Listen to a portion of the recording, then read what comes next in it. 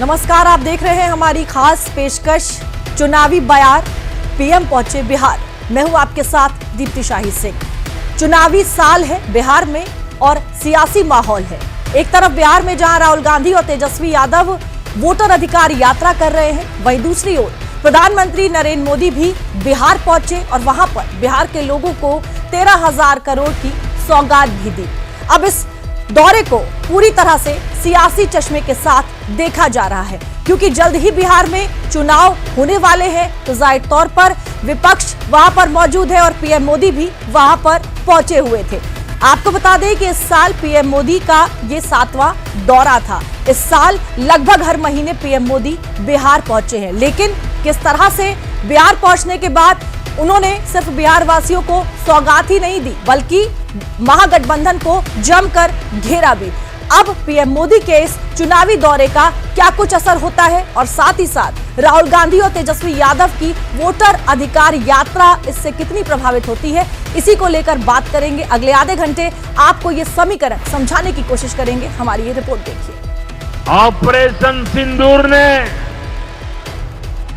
भारत की रक्षा नीति की नई लकीर खींच दी है। पीएम मोदी का बिहार की धरती से इस बयान को दोहराने के मायने अलग हैं।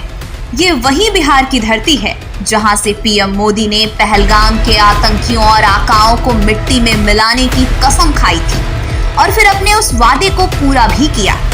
ये बयान एक बार फिर उसी बिहार की धरती से निकला है, जो ताकीद कर रहा है कि पीएम मोदी जो वादा करते हैं उसे निभाते भी हैं।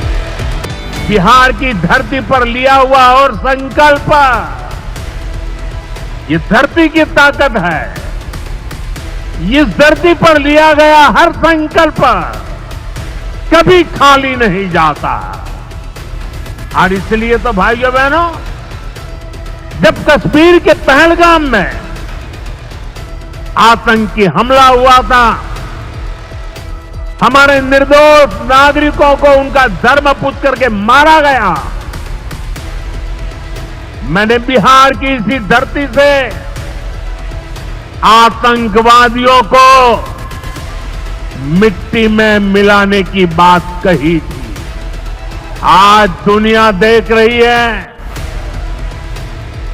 बिहार की धरती से लिया गया वो संकल्प पूरा हो चुका है। अब भारत में आतंकवादी भेजकर हमले करा के कोई बच नहीं सकेगा।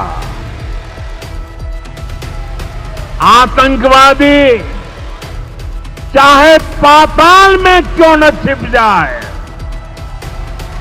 भारत की मिसाइलें उन्हें दफन करके रहेगी। बिहार में चुनाव की सियासी सुगबुगाहट के बीच पीएम मोदी बिहार के गया जी पहुंचे थे। बिहार की धरती से जब पीएम मोदी दुश्मन के नापाक इरादों पर गरजे, तो बिहार की बदहाली वाले इतिहास के लिए विपक्ष के मंसूबों पर जमकर बरसे भी। पीएम मोदी की ये रैली बिहार के गया जी में हो रही थी, लिहाजा पीएम मोदी ने गया जी की ही बदहाली का मुद्दा उठाना लाजमी था। आप याद करिए, लालटेन राज में यहां कैसी दुर्दशा थी। लालटेन राज में एक क्षेत्र लाल आतंक से जकड़ा हुआ था। माओवादियों की वजह से शाम के बाद कहीं आना जाना मुश्किल था। गया जी जैसे शहर लालटेन राज में अंधेरे में डूबे रहते थे। हजारों गांव ऐसे थे जहां बिजली के खंभे तक नहीं पहुंचे थे। लालटेन वालों ने पूरे बिहार के भविष्य को अंधेरे में धकेल दिया था। न शिक्षा थी, न रोजगार था।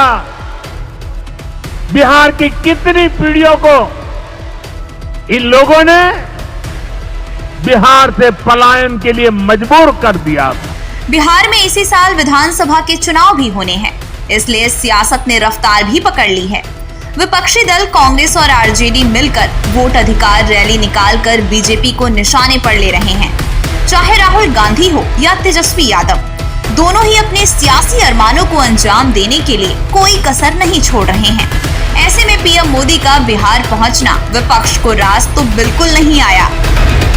मैं समझता हूँ जाना चुनाव नतीजों के बाद भी जारी रखेंगे प्रधानमंत्री जी कि अगर सरकार हमारी बन गई तो ये ना कि नजर फेर ले। और एक चीज तो जरूर कहूंगा कि जितनी नजरें इनायत गुजरात पे होती है माननीय प्रधानमंत्री जी, वही नजर चाहिए बिहार और बिहारियों को। राहुल गांधी और तेजस्वी यादव का गठजोड़ बिहार की सत्ता में वापसी के रास्ते तलाश रहा है। लिहाजा पीएम मोदी बिहार पहुंचे तो विपक्ष को अपने मंसूबों पर पानी फिरने का डर सताने लगा। विपक्ष का ये डर सही भी निकला। पीएम मोदी बिहार पहुंचे तो कांग्रेस और आरजेडी के उस इतिहास को कुरेदा जो विपक्ष को रास तो बिल्कुल नहीं आया होगा। बिहार के लोगों को आरजेडी और उनके साथी सिर्फ अपना वोट बैंक मानते हैं। उन्हें गरीब के सुख दुख, गरीब के मान सम्मान से कोई मतलब नहीं है। आपको याद होगा कांग्रेस के एक मुख्यमंत्री ने मंच से कह दिया था कि अपने राज्य में बिहार के लोगों को घुसने नहीं देंगे। बिहार के लोगों से कांग्रेस की इतनी नफरत, बिहार के लोगों के प्रति इतनी घृणा और कोई भूल नहीं सकता। कांग्रेस का बिहार के लोगों के प्रति त्याग, जो दुर्व्यवहार देखने के बाद भी यहां आरजेडी वाले गहरी नींद में सोए पड़े थे।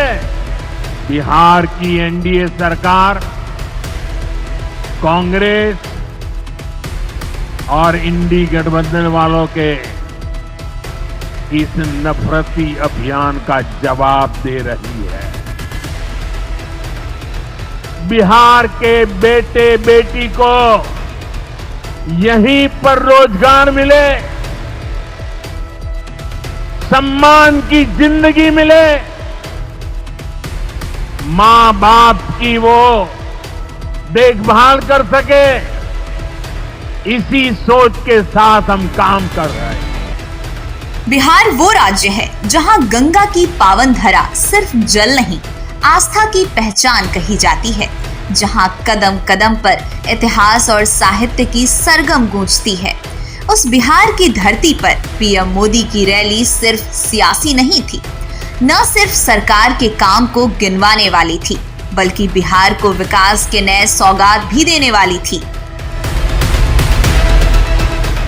पीएम मोदी ने बिहार को करीब 12,000 करोड़ से ज्यादा रुपए के प्रोजेक्ट्स दिए। ये परियोजनाएं बिजली, सड़क, स्वास्थ्य, शहरी विकास और जल आपूर्ति जैसे कई क्षेत्रों से जुड़ी हैं। पीएम मोदी ने गंगा नदी पर बने औटा सिमरिया पुल का उद्घाटन भी किया। पीएम मोदी ने गया जी से दिल्ली के बीच अमृत भारत एक्सप्रेस और वैशाली से कोडरमा के बीच बौद्ध सर्किट ट्रेन को भी हरी झंडी दिखाई। बिहार के गया जी में 1300 एकड़ में इंडस्ट्रियल पार्क बनाया जा रहा है। ये सिर्फ बिहार का ही नहीं, बल्कि पूरे भारत का सबसे बड़ा इंडस्ट्रियल पार्क है। ये जो 1300 एकड़ में इंडस्ट्रियल पार्क बनाया जा रहा है, जो हिंदुस्तान का सबसे बड़ा इंडस्ट्रियल पार्क हो रहा है, ये हमारे गया के लिए ऐतिहासिक क्षण था जिसका उन्होंने घोषणा की। साथ साथ दो कॉरिडोर की बात उन्होंने की, टेक्नोलॉजी सेंटर की बात की, उसके अलावा 13,000 करोड़ रुपए का सौगात समूचे बिहार को दिया। गया जी के बाद पीएम मोदी बेगूसराय पहुंचे, जहां उन्होंने गंगा नदी पर बने 6 लेन औटा सिमरिया ब्रिज का उद्घाटन किया। बिहार के मुख्यमंत्री नीतीश कुमार के साथ प्रधानमंत्री पुल पर घूमे। पीएम मोदी ने अपने गले से गमछा निकाला और हाथ से घुमाकर लोगों का अभिवादन भी किया।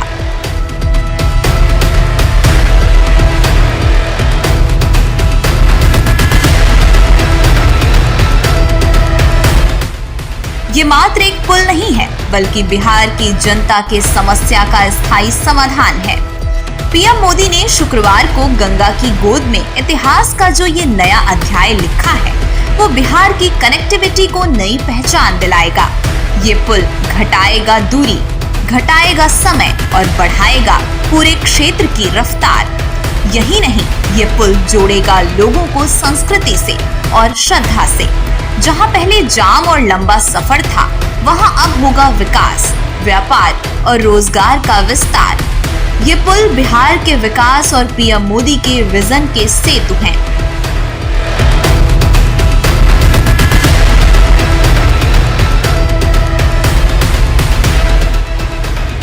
पीएम मोदी ने बेगूसराय में 6 लेन सिमरिया पुल का उद्घाटन किया।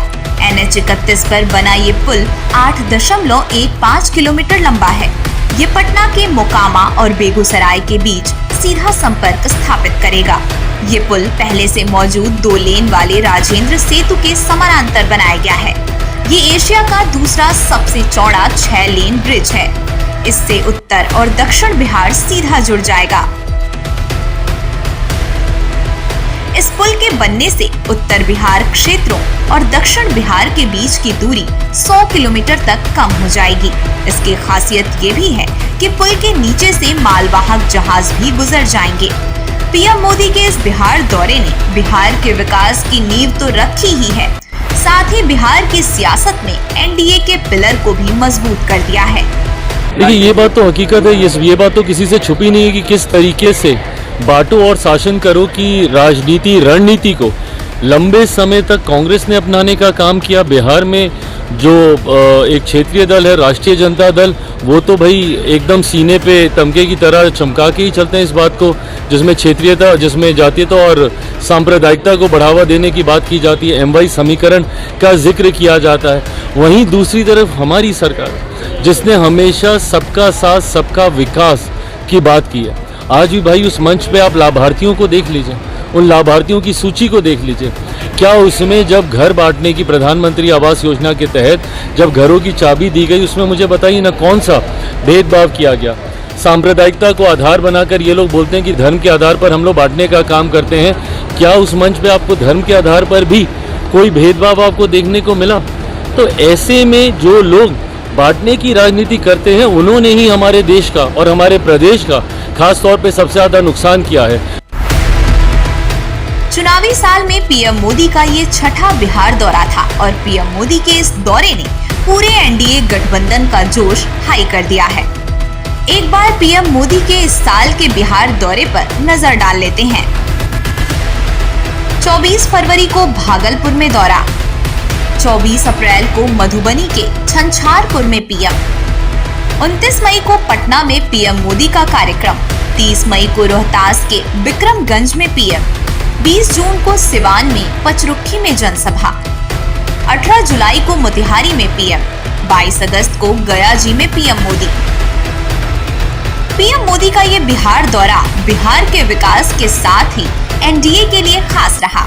दरअसल पीएम मोदी के इस दौरे ने मगध और मुंगेर क्षेत्र को साधने का काम किया है। पीएम मोदी का ये दौरा मुंगेर क्षेत्र के कुल 48 सीटों पर असर डालेगा। मगध और मुंगेर क्षेत्र में कुल 26 और 22 सीटें हैं। साल 2020 के चुनाव में इन सीटों पर एनडीए का स्ट्राइक रेट कुछ खास नहीं रहा था। मगध क्षेत्र की 26 सीटों में एनडीए को महज 6 सीट मिली थी, तो वहीं मुंगेर प्रमंडल की 22 सीटों में 12 सीट मिली थी।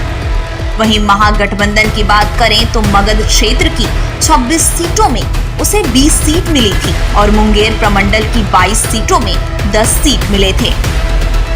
पीएम मोदी का ये बिहार दौरा इन सारे आंकड़ों को बदलने का मादा रखता है और पीएम मोदी के इस दौरे के बाद एनडीए की उम्मीदों में उत्साह और बढ़ गया है। लोग सोचता भी नहीं था कि बिहार में भी कोई विकास होगा और उस 15 साल के उस जंगल राज में जहां लोगों ने तबाही देखा है, बर्बादी देखा है, आज जिस धरती पर हम सब आए हैं, आज गया की धरती, आसपास जहानाबाद और औरंगाबाद को देखिए, यह नरसंहार की धरती के नाम से जानी जाती थी, आज विकास की धरती के नाम से जानी जाती है। हम लोग जब काम करते थे पार्टी का, तो यहाँ लाश की ढेरों पर आंसू बहाने के लिए आते थे। आज हम लोग यहाँ पर्यटक के रूप में आते हैं, यहाँ विकास के शिलान्यास को देखने आते हैं, जो आज हुआ उद्घाटन को और जो लोकार्पण होता है उसको देखने के लिए आते हैं। निश्चित तौर पर प्रधानमंत्री का आगमन विकसित बिहार के मजबूत नींव पर मजबूत इमारत खड़ा करने का उनका जो संकल्प है वो साकार हो रहा है। और एक तरफ पूरे बिहारियों के मन के अंदर उत्साह उम्मीद प्रधानमंत्री मुख्यमंत्री जी से है। मैं सबसे पहले मगध के धरती के मतदाताओं को और कार्यकर्ताओं को धन्यवाद देता हूं कि हम लोगों ने जितना सोचा नहीं था उससे ज़्यादा लोगों ने प्रधानमंत्री जी का आकर संबोधन सुना। आज प्रधानमंत्री जी का जो संबोधन था, अभी तक के अगर झंझारपुर में ऑपरेशन सिंदूर की बात उन्होंने किया तो आज उन्होंने फिर और भी बहुत सारी ऐसी बातें की जो पूरा देश के लिए संदेश है, और विशेष करके SIR के लिए। और वैसे लोग जिनके पास कोई मुद्दा नहीं है बिहार के विकास के बारे में, उन लोगों को उन्होंने सीधा वहां से संदेश दिया कि इस तरह का जो SIR का विरोध भ्रम जाल फैलाने के लिए हो रहा है। एक तरफ जहां NDA बिहार में विकास की बयार बहाकर सत्ता का रास्ता सुगम कर रहा है, तो वहीं विपक्ष भी हार मानने को तैयार नहीं है। विपक्ष SIR के मुद्दे को पकड़कर अपनी सियासी दिन बहुरने के सपने संजोए बैठा है। इसी सप्ताह राहुल गांधी ने बिहार में चल रहे SIR यानी वोटर लिस्ट रिवीजन के खिलाफ राहुल गांधी की वोटर अधिकार यात्रा निकाली थी। हालांकि यात्रा में राहुल गांधी जो आरोप लगा रहे थे, चुनाव आयोग उसका पलटवार पहले ही कर चुका था। पहले राहुल का आरोप सुन लीजिए। बिहार में लाखों लोग हैं जिन्होंने वोट दिया, वोटर लिस्ट से नाम था और उनका नाम वोटर लिस्ट से काट दिया गया। भाइयों बहनों, इलेक्शन कमीशन और बीजेपी के बीच में पार्टनरशिप चल रही है। ये मिलकर वोट चोरी कर रहे हैं। ये वही आरोप जिनकी वजह से विपक्षी गठबंधन ना तो दिल्ली में सदन चलने दिया, ना ही चुनाव आयोग के कहने के बाद भी हलफनामा दे रहा है। हाँ, लेकिन संसद से लेकर सड़क तक जमकर हंगामा जरूर किया।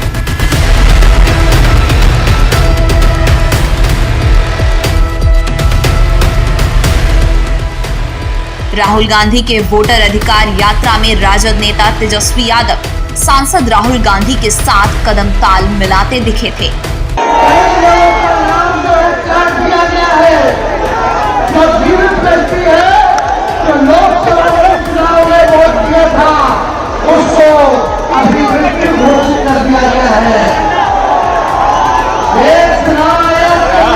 ये सजवा दिया था जान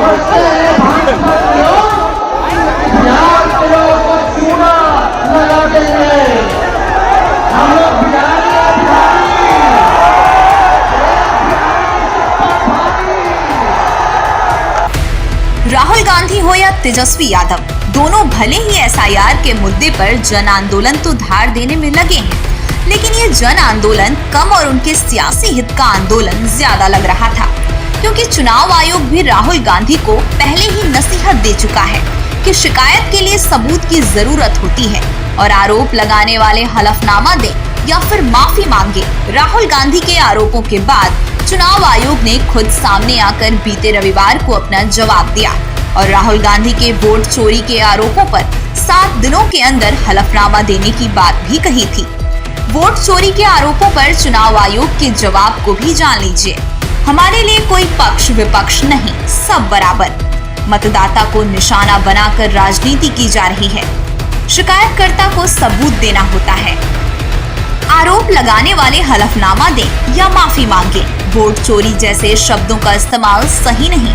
जनता को गुमराह करना भारत के संविधान का अपमान। झूठे आरोपों से चुनाव आयोग डरता नहीं है। मतदाता सूची में त्रुटियों की जानकारी राजनीतिक पार्टियां दें। मतदाता सूची का वेरिफिकेशन किया जा रहा है। SIR के जरिए डुप्लीकेट EPIC नंबर खत्म होगा। लेकिन राहुल गांधी ना तो सबूत दे रहे हैं, ना ही हलफनामा। वो सिर्फ और सिर्फ हंगामे पर आमादा हैं। और यही वजह है कि राहुल गांधी और अपने भाई तेजस्वी यादव पर खुद तेज प्रताप यादव ने बेवजह की सियासत करने का गंभीर आरोप लगा दिया। राहुल गांधी तेजस्वी जी लोग यात्रा लगा रहे हैं, अपना मुद्दा को रख रहे हैं, लेकिन ये सब मुद्दा से कुछ होना जाना है नहीं। मुद्दा होना चाहिए शिक्षा का, स्वास्थ्य का, बेरोजगारी का, ये सब मुद्दाएं होनी चाहिए। बिहार में विपक्ष का आरोप है कि लाखों वोटरों को अवैध तरीके से चुनाव आयोग ने वोटर लिस्ट से बाहर कर दिया है, जबकि चुनाव आयोग सभी दावों को खारिज करके आरोप सिद्ध करने की बात कर रहा है। विपक्ष के पास फिलहाल उसके खुद के आरोपों का कोई सबूत नहीं है, लिहाजा बिहार में बीजेपी भी राहुल गांधी के वोटर अधिकार यात्रा पर खूब तंज कसा था। देखिए, राहुल गांधी जी के पास कोई काम नहीं है। 55 वर्षों तक उनके परिवार ने देश और बिहार को लूटा है, ये सब लोग जानते हैं। इसलिए लालू जी का राज हो या कांग्रेस पार्टी का राज, ये पूरा देश जानता है इस देश को लूटने वाला गांधी परिवार। एक ही बात पर सुप्रीम कोर्ट से कोई रिलीफ नहीं मिला। कैसे कैसे अपशब्दों का प्रयोग करते हैं, चाहते क्या हैं कि जो घुसपैठिए हैं उनको वोटर बनाया जाए, जो रोहिंग्या हैं उनको वोटर बनाया जाए, जिनकी मृत्यु हो गई उनको वोटर रखा जाए, जो 2 जगह वोटर हैं उनको करेक्ट नहीं किया जाए। क्या चाहते हैं ये? जो भी इसके पीछे का उनका छुपा हुआ मोटिव हो, इस यात्रा से उनके गठबंधन को कोई फायदा नहीं होने वाला है, क्योंकि बिहार की जनता पूरी तरीके से अपना मन बना ली है कि जिसने बिहार में विकास किया है सिर्फ उसी को जिताना है। जहां तक रही बात उनके जो भी गंभीर आरोप उन्होंने इलेक्शन कमीशन पे लगाए हैं, तो उनको समझना चाहिए कि इलेक्शन कमीशन एक संवैधानिक, एक कॉन्स्टिट्यूशनल बॉडी है, एक इंडिपेंडेंट बॉडी है, और जिस तरह के आरोप आप एक कॉन्स्टिट्यूशनल बॉडी पे लगा रहे हैं, तो ऐसे प्रेस कॉन्फ्रेंस करके आरोप लगाने से आप अपनी गरिमा भी गिरा रहे हैं और उस कॉन्स्टिट्यूशनल बॉडी की भी गरिमा आप गिरा रहे हैं। एनडीए का पूरा कुनबा राहुल गांधी पर आरोप लगा रहा है कि वो चुनाव आयोग पर आधारहीन आरोप लगाकर न सिर्फ संवैधानिक संस्था की गरिमा गिरा रहे हैं, बल्कि अपने संवैधानिक पद की भी गरिमा गिरा रहे हैं। एसआईआर को लेकर बिहार की सियासत गरमाई हुई है, लेकिन दूसरी तरफ शुक्रवार को जब सुप्रीम कोर्ट में बिहार एसआईआर को लेकर सुनवाई हुई, तो इस सुनवाई ने कई ऐसी चीजें साफ कर दी जो आम जनता और चुनाव आयोग की पारदर्शिता को सुरक्षित करने वाला माना जा रहा है। पहले आप सुप्रीम कोर्ट में सुनवाई को समझिए। सुप्रीम कोर्ट ने कहा है कि वोटर लिस्ट में सुधार के लिए 11 दस्तावेजों में आधार कार्ड को भी शामिल किया जाए। राज्य निर्वाचन अधिकारी इस आदेश की जानकारी राजनीतिक दलों को दें। सभी पार्टियों के बीएलए उन 65 लाख लोगों की लिस्ट चेक करें जिनके नाम ड्राफ्ट वोटर लिस्ट में शामिल नहीं किए गए हैं। बिहार एसआईआर की समय सीमा बढ़ाने से फिलहाल सुप्रीम कोर्ट ने इनकार कर दिया है। कोर्ट ने कहा है कि अगर भारी प्रतिक्रिया आती है तो डेडलाइन बढ़ाने पर विचार कर सकते हैं। सुप्रीम कोर्ट ने 14 अगस्त के आदेश को दोहराते हुए कहा कि लोग ऑनलाइन आवेदन कर सकते हैं और किसी भी प्रकार के शारीरिक तौर पर आवेदन की जरूरत नहीं है। कोर्ट ने अपने फैसले में राजनीतिक दलों को न सिर्फ इस मामले में शामिल किया, बल्कि उन्हें सक्रिय रूप से लोगों की मदद करने का निर्देश भी दिया। माननीय सर्वोच्च न्यायालय में इलेक्शन कमीशन ऑफ इंडिया ने जो पिछली आदेश 13 अगस्त का था, उसके लाइट में अपना स्टेटस रिपोर्ट दिया है। आज माननीय सर्वोच्च न्यायालय का जो डायरेक्शन आया है, वो ये कहा गया है कि जो 12 रजिस्टर्ड पॉलिटिकल पार्टी जो बिहार में है, नेशनल और रीजनल लेवल का, उनको भी डायरेक्शन दिया गया है कि वो अपने बीएलओ के थ्रू जो जिन लोगों का नाम एक्सक्लूड कर दिया गया, जो नए वोटर जुटना चाहते हैं, तो बीएलओ को इंस्ट्रक्शंस करें कि वो कोऑपरेट करे इलेक्शन कमीशन को, ताकि इस काम को जल्दी से जल्द समय में किया जा सके, और किसी का ऑब्जेक्शन है उसको भी फाइल करने में असिस्ट करें। तो ऑनलाइन फाइलिंग का भी आज आदेश दिया गया है। ये भी कहा गया है कि जो 11 डॉक्यूमेंट्स स्टैट्यूटरी फॉर्म में है, उसके अलावा जो आधार कार्ड है उसको भी कंसीडर कर सकती है इलेक्शन कमीशन। मैं आपको बताऊं कि 10 जुलाई का जो माननीय सर्वोच्च न्यायालय का इंटरिम ऑर्डर था, उसमें भी इसकी चर्चा थी, आधार कार्ड को कंसीडर करने का। उसी ऑर्डर को फिर ये फॉर्मेट किया गया। सुप्रीम कोर्ट ने जो 12 राजनीतिक दलों को निर्देश दिया है, इन पार्टियों को इस मामले पर चुप्पी साधने के लिए भी फटकार लगाई और पूछा भी कि मतदाताओं की मदद के लिए राजनीतिक दल क्या कर रहे हैं। इन दलों को आगे आना चाहिए। इसके अलावा सुप्रीम कोर्ट ने जो और निर्देश जारी किए हैं उसे भी समझ लेते हैं। आधार कार्ड को वैध प्रमाण के रूप में स्वीकार करना होगा और किसी अतिरिक्त दस्तावेज की जरूरत नहीं है। कोर्ट ने दोहराया कि लोगों को अपना नाम जुड़वाने या सुधार करवाने के लिए बिहार आने की जरूरत नहीं है, वे ऑनलाइन भी आवेदन कर सकते हैं। मतदाता सूची से हटाए गए 65 लाख लोगों की बूथवार सूची वेबसाइट पर डाल दी गई है। इन लोगों को सुधार के लिए आवेदन या फॉर्म 6 भरकर दावा करना होगा। सुप्रीम कोर्ट ने शुक्रवार को चुनाव आयोग के बिहार की वोटर लिस्ट को देखने और परखने के बाद बदलाव करने से इनकार कर दिया है। कोर्ट ने कहा है कि अगर ज्यादा लोगों को दिक्कत होती है और ज्यादा लोग शिकायत करते हैं तो चुनाव आयोग समय सीमा बढ़ाने पर विचार कर सकता है और चुनाव आयोग का भी यही कहना है। बिल्कुल ऐसा कि इलेक्शन कमीशन का कहना है कि जो ऑब्जेक्शन फाइल करेंगे उनके ऑब्जेक्शन में तथ्य सही होंगे और कागजात सही होंगे तो उनका नाम इंक्लूड किया जाएगा। लेकिन जो डॉक्यूमेंट्स दिया गया था वेरिफिकेशन के समय में, उस डॉक्यूमेंट के आधार पर उनको जिनको एक्सक्लूड किया गया उनको एक्सक्लूड किया गया है। देखिए ऐसा है कि जो पिटिशनर्स जो एक बात पर दे रहे थे कि सिर्फ आधार कार्ड को ही देखा जाए और जो दूसरे कागजात है उसको नहीं देखा जाए, ये उनका कहना था। उनका जो मांग है वो मांग दरअसल प्रैक्टिकली संभव नहीं है, लेकिन वो अपने मांग को लेकर के बिल्कुल अमारा था। SIR को लेकर कोर्ट में शुक्रवार को एक नहीं कई सारी समस्याएं रखी गई थी। इन्हीं में से कुछ समस्याएं फॉर्म 6 से जुड़ी भी हैं। कोर्ट में कहा गया कि जिनको आपत्ति है वो फॉर्म 6 भरें, जबकि फॉर्म 7 को लेकर भी समस्याओं का जिक्र किया गया। करीबन 85,000 वोटर्स के नाम जो है ECI की तरफ से हुआ कि उनकी तरफ से ऑब्जेक्शन आए हैं। लेकिन सबसे बड़ी समस्या आ रही है जो हमारी तरफ से ये रखा गया है कि ये कहते हैं कि अगर कोई ऑब्जेक्शन आता है तो फॉर्म 6 भरे। लेकिन फॉर्म 6 की जो बात है, फॉर्म 6 ये कहता है कि फ्रेश वोटर्स की बात करता है और फॉर्म 7 ऑब्जेक्शंस की बात करता है। तो यहाँ पे भी बहुत सारे कंफ्यूजन है, जिसमें आज सुप्रीम कोर्ट ने बोला है कि सभी जितनी पॉलिटिकल पार्टियां हैं वो जो है क्या बोलते हैं अपनी तरफ से एफिडेविट फाइल करें। जो BLA हो उनको ब्रॉडर लेवल पे जो है उनको असिस्ट करने की बात की जाए। वहीं सुप्रीम कोर्ट के इस निर्देश के बाद SIR का विरोध करने वाली कांग्रेस पार्टी की तरफ से भी प्रतिक्रिया आई।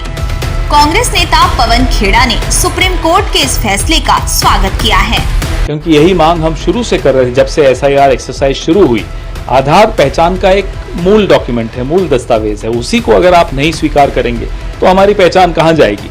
हैरानी की बात है कि इसमें सर्वोच्च न्यायालय के हस्तक्षेप की आवश्यकता पड़ी। यहीं से मालूम पड़ता है कि चुनाव आयोग की नीयत में खोट।